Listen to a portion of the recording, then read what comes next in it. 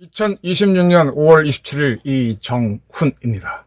우리 외교부에서 나무호를 쏜 이란 미사일을 밝혔습니다. 누르 계열의 미사일이다. 누르 미사일. 네. 그리고 자세한 설명 하나 붙었습니다. 미사일 2발이 날라왔는데 한 발은 불발이 돼서 거의 완전한 형태로 배에 박혀 있었다. 탄두가 폭발 안 했습니다. 그러니까 완벽하게 분석할 수 있었죠. 그 부품을 보니까 이란 제조사, 이란 회사 이름이 새겨져 있었다. 그리고 엔진도 이란에서 만드는 터보제트 엔진과 비슷하다. 그래서 누르루 피할 수 없습니다. 이거 분명합니다. 한국의 실력을 우습게 보면 안 됩니다. 그 전에 제 기억이 좀 헷갈리는데 서울에서 프랑스 부부가 살다가 그 집에서 냉장고에서 영아의 시체가 나왔었죠. 근데 그거를 누가 한 거냐 그랬는데 그 부부가 한 거다. 프랑스에서 인정을 안 했는데 우리 국가수가 완벽하게 유전자 분석해서 증명을 해서 칙소리 못한 적이 있습니다. 지금 한국의 국방과학연구소를 비롯한 조사기관들의 능력은 탁월합니다. 리더들이 어정쩡하게 놀아 그렇지 한국의 과학기술은 장난이 아닙니다. 자, 누르 미사일 분명합니다. 제가 누르 미사일을 설명을 좀 해드릴게요. 누르 미사일의 원형은 중국 겁니다. 중국에서 어떤 미사일인가 하면은 응격 미사일입니다. 응자는 매. 우리 응봉산 있죠, 응봉산. 그게 매봉이잖아요, 매. 한자로 매를 응이라 그러죠. 격자는 칠격자, 공격할 때. 응격 미사일입니다. 중국에서는 1982년도에 제가 자료를 찾아보니까 1989년에 중국이 처음 공개했습니다. 그리고 이거는 대함 미사일이기 때문에 그 당시 사거리는 한 100km에서 한 120km 정도. 그리고 순항 미사일이죠.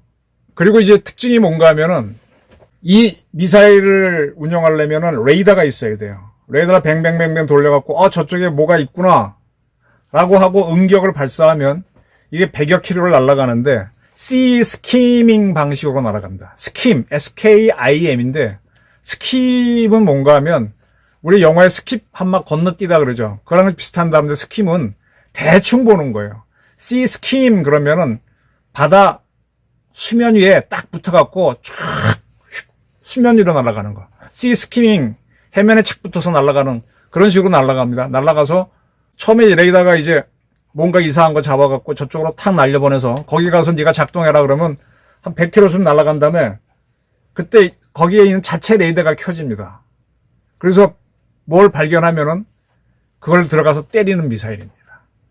그러니까 이거는 발사하려면은 발사하는 주체가 레이더를 켜가지고 그게 이제 지상에 있는 레이더든 하늘에 띄워놓은 위상이든 레이더든 아니면 무인기로 잡아도 좋고 그렇게 잡아서 저쪽에 뭐가 있다. 적 해군이 있는 걸로 판단됐을 경우에 발사하게 합니다. 그러면 그쪽 방향으로 쭉 가서 가까이 간 다음에 그쪽까지 거리가 120km니까 날아가 그러면 한 110km까지 또는 100km까지 날아간 다음에 레이더를 스스로 탁 켜서 지가 찾습니다. 그래서 딱 때립니다. 그리고 순항미사일은 발사할 때요. 통상 2발을 발사합니다. 왜? 한 발이 안 맞거나 불발일 수 있기 때문에 2발을 발사합니다. 그러니까 2발을 쏘는 거는 반드시 적한테 타격을 주겠다는 겁니다. 이번에 외교부 발표에서도 그걸 보조를 했던 외교부에 파견 나와 있는 해군 준장이 2발을 쏜 거는 타격을 주기 위한 걸로 익힌다. 해군 입장에서는 그렇게 설명을 했습니다. 89년도에 중국이 만들었던 응격 미사일이고 이걸 수출하기 위해서 얘네들이 C802라고 하는 모델 이름을 붙여서 수출했습니다. 이거를 이란이 수입해서 자기네가 국산화해서 만든 게 누르입니다. 누르. 이 누르하고 응격은 초음속이 아니에요. 마하 0.8. 그러니까 이게 어떤 속도인가 하면 여객기 속도라고 보시면 됩니다. 여객기 속도로 날아오니까 군함이라면 웬만하면 다 이걸 막아낼 수 있습니다. 그런데 방심을 하면 뚫립니다.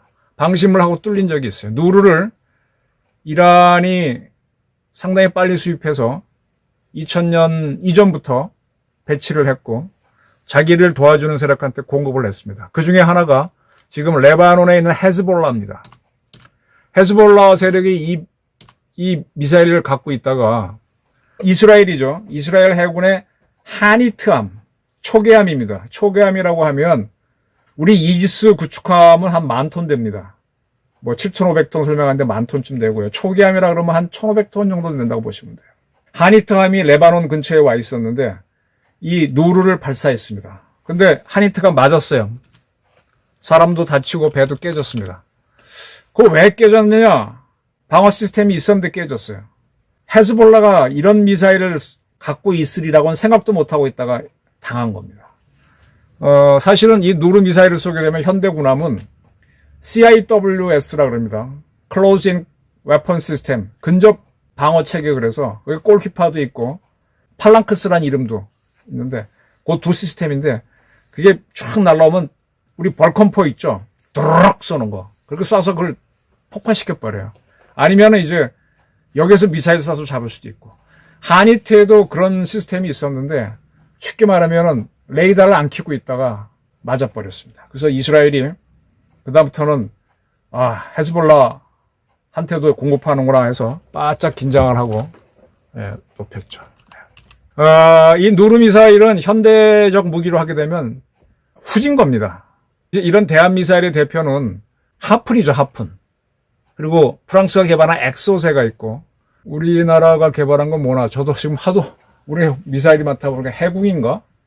좀 우리나라 이름이 자신 없네. 우리도 이런 미사일을 다 개발했는데 우리 게 훨씬 좋습니다. 근데 이거는 싸구려이기 때문에 중국의 응격 자체가 그래서 이란이 이걸 만들어서 배치했다. 그러니까 두 발을 발사했다는 거는 표적을 잡기 위한 거고 씨 스키밍 방식으로 해면에 착 붙어 날라오니까 우리 남우호는 이런 뭐 미사일을 잡는 레이더가 없잖아요. 그러니까 그냥 그대로 무방비로 당하는 거고 이 누르가 막판에 자체의 레이더를 켜서 이 배를 격추하려면 침몰시키려면 엔진을 맞춰야 돼요. 엔진이 있는 선미를 때린 겁니다.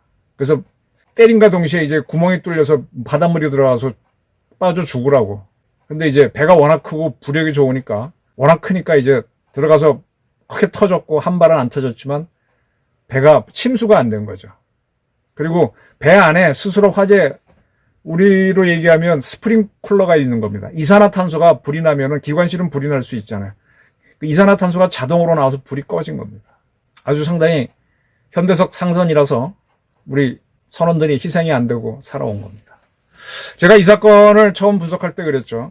야, 배를 옆을 찍고 들어왔는데 그 조사한다고 하는 걸 해양조사원 사람들하고 소방청 사람들을 이재명 정권에서 보냈어. 이 배가 뭐 가다가 배에서 스스로 불이 났니? 배끼리 뭐 박았니?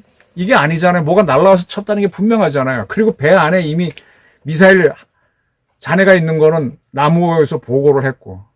그러니까 이재명 정권이 이상한 정권이라고. 이 사건은요, 즉각적으로 우리 군이 가서 조사하고 국가정보원이부터 조사를 해야 되는 거예요. 그래서 그 사람들이 갔다가 보고 나서 야, 이거는 배 뒷부분을 찍고 들어와서 또 미사일도 있으니까 이거는 우리가 영역이 아닙니다. 라고 해서 그 배에 있는 미사일 잔해를 갖고 와서 국방과학연구소하고 해군이 딱 보니까 나오죠. 답 나오죠. 이란이 어느 위치에서 쐈는지는 현재는 특정할 수 없어요. 100km 바깥에서 탁 쏘고 이동식 발사대 텔이라 그러죠. Transport, Erection and Launching. 발사하고 사라지는 차량으로 쏴버리고 가버리면 맞은 쪽은 모르죠. 근데 이제 미국이 위성으로 쭉 그쪽을 찍은 사진이 있다면 그걸 대조해보면 나중에 나오겠지. 그렇게 되는 겁니다. 누르 계열 확실합니다. 이란이 쏜 거 확실합니다. 이게 이제 시리아나 레바논에서 쏘기에는 너무 거리가 멀죠. 호르무즈 해까지는 사정거리가 벗어납니다.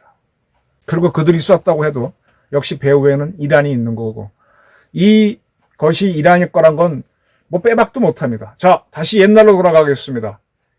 2010년 천안함 사건 기억하십니까? 저는 그때 천안함 사건을 뭐 지켜보고 책을 썼었는데 천안함 정치학, 천안함 굉장히 제가 많이 분석을 했었죠. 그리고 천안함 정부에서 백서를 낼 때 백서 분석 마지막 분석하는 팀에도 제가 들어가 있었고 그래서 요런 건 좀 문제가 있다 그랬는데 뭐 반영되지는 않고 그냥 갔습니다만 어쨌든 그때 보게 되면 북한이 쏜 어뢰를 우리가 찾았습니다.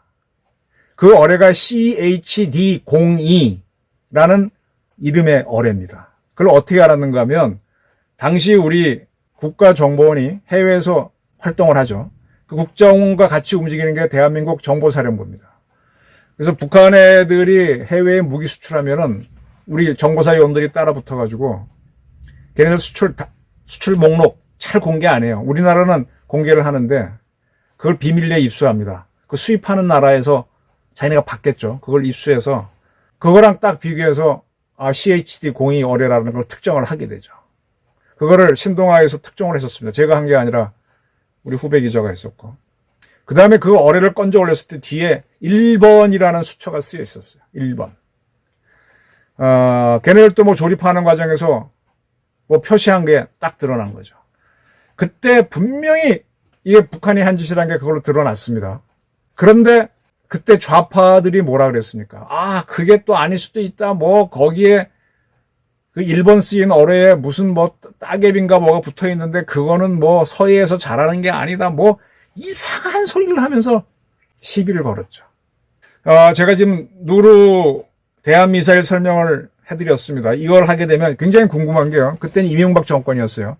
이명박 정부에서 천안함 사건 처음에는 북한이 아닌 것처럼 얘기하다가 딱 나오니까 북한에 대한 보복을 못했죠. 그래서 제가 천안함 정치학, 이명박식 보수는 왜 실패했나라는 책을 쓰게 됩니다. 그때 합참의장이었던 분도 나중에 만나서 이 기자 그런 거 써 섭섭했어 뭐 그러긴 하는데 그건 다 여담이고 그때 우리가 아무것도 응전을 못했기 때문에 이명박 정권이 수세로 몰리는 겁니다. 자, 지금 이재명 대통령은 우리 국민을 건들면은 뭐 어떻게 하겠다 그랬죠? 폐가 망신하겠다 그랬던가? 그리고 얼마 전에는 5.18 정신을 훼손했다고 스타벅스에 대해서 비난하는 글을 X에 올려갖고 지금 스벅 사태가 심각합니다. 예, 좋습니다. 스벅 사태는 지금 무리라고 저는 보는데 지금 빼도 박도 못하게 이란이 범인이라고 나왔어요. 여기서 더 이상 요구하는 거는 무리입니다. 근데 제가 궁금한 게 이명박 정부에서 그렇게 나왔을 때 그때는 우리는 미국 등 국제조사단까지 분석해서 다 했습니다. 그래도 부정하려고 좌파들이 나왔고 특히 박지원 이런 사람들은 전쟁하자는 겁니까? 하고 막 오히려 북한을 옹호하고 나왔어요. 그런 사람이 이번에 민주당 국회의장이 되겠다고 거론되기도 되기도 했었죠. 그런 사람이 지금 민주당에 포진해 있습니다. 저는 민주당 이재명 정권이 어떻게 할지 상당히 궁금해요. 그리고 대한민국 좌파들이 어떻게 할지 궁금합니다. 저는 이재명 대통령이 해야 되는 거는 지금 당장이라도 응전을 해야 된다는 거예요. 지금 이란 대사를 처음 났을 때부터 바로 초치하라 그랬는데 이번에 초치해서 뭐라 그랬습니다. 그러니까 지금 이란 대사는 뭔가 뭐 가짜 깃발 얘기하는 거예요. 즉 이스라엘이 한국 배를 쐈을 것이다. 근데 이스라엘이 어떻게 누르 미사일을 쏘나? 그렇게 복잡한 공작을 하나? 이재명 대통령은 네타냐후가 한국 국민을 체포했다 그래서 그를 체포하는 걸 검토해보자라고 그랬습니다. 자, 대한민국 배를 노리고 이란 미사일이 날라왔는데 이란에 대해서 어떻게 할 겁니까?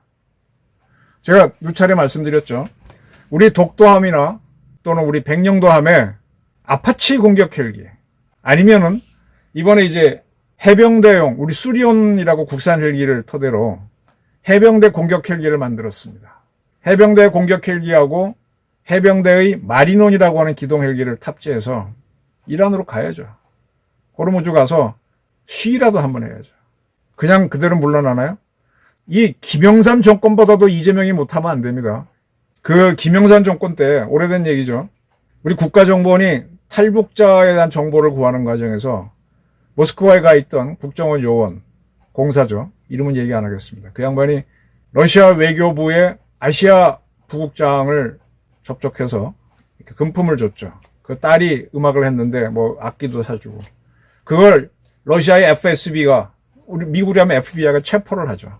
그리고 한국 그 참사관 그러니까 화이트 요원입니다. 외교관으로 위장하고 나가는 국정원 요원을 추방합니다. 그때까지는요. 그 전에 있었던 88 올림픽 때 러시아가 그때 소련이 참가했지. 소련을 막 지지해주고 한국 국민이 그랬습니다. 근데 그 사건으로 인해서 우리가 러시아랑 사이가 틀어지기 시작하는데 그러니까 거기에 김영삼이 밀리지 않고 한국에 와 있던 러시아 국가정보원 거기에 화이트 요원을 맞추방합니다. 그렇게 해서 이제 러시아랑 신경이 하다가 그러면서 이제 그 전까지는 우리가 러시아한테 돈도 한 30억 달러 준다고 하다가 10억 달러까지 준 상태에서 소련이 무너지니까 멈췄는데 그 원리금을 지금도 못 받고 있죠. 그 대가로 걔네들이 이제 무기 기술을 주고 해서 우리나라 무기가 많이 발전했습니다만 그다음부터는 이제 조금 멀어졌는데 어쨌든 그렇게 맞짱을 뜬 사례가 있는데 이재명 정권은 그걸 할지. 참고로 천안함 사건 때 완벽한 증거가 나왔음에도 이명박 정권은 못했습니다. 그래서 제가 굉장히 분노해서 천안함 정치학, 이명박식 보수는 왜 실패했나 라는 책을 썼고 그 다음에 다시 연평도 표격전이 나왔을 때도 못했습니다. 그래서 연평도 통일론을 또 썼던 겁니다. 별로 팔리지 않은 책인데 지금 이재명 정권에서 나왔어요. 그리고 어젠가는 제가 방송에 안 다뤘지만 안규백 장관이 한국형 공격 원잠을 하겠다고 발표했습니다. 이렇게까지 나가는 판국에 대한민국 선박을 격침시키기 위해서 쏜 이 이란의 행동에 대해서 그냥 넘어갈 수 있나요? 해야죠. 이걸 안 하면은 이북이 이재명 정부를 호구로 봅니다. 그래서 천안함 사건하고 이번 나로우 사건을 비교하면 굉장히 좋은 관점이 발견되고요. 이 누르라고 하는 결정적 증거는 설명드렸습니다. 어떤 미사일인지. 네타냐후 체포 운운했던 이재명, 그리고 우리 국민 건들면 패가망신하겠다고 한 이재명, 이란을 응징해라. 못하면 당신이 호구가 된다. 이런 의견을 설명드리고자 합니다. 감사합니다.